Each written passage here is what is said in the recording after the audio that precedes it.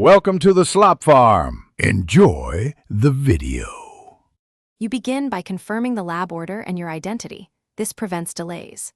Once done, make sure the test type is quantitative beta HCG so you get numbers not just positive or negative. Bring any paperwork and a photo ID. It streamlines check-in.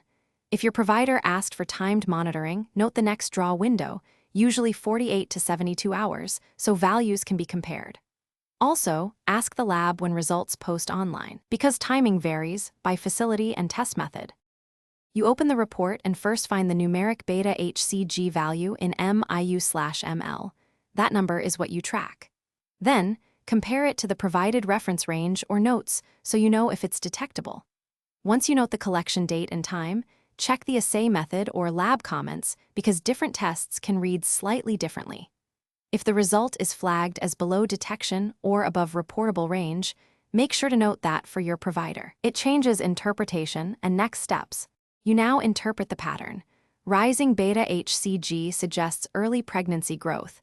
Doubling roughly every 48-72 hours is typical early on, whereas a plateau or fall needs prompt evaluation.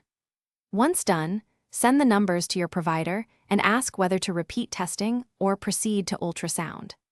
If results seem inconsistent, make sure to confirm the assay type and collection times. Sometimes labs run the wrong test or clerical errors occur. Call the lab to request recheck or repeat draw if needed. Thanks for watching. Consider subscribing if we helped you today.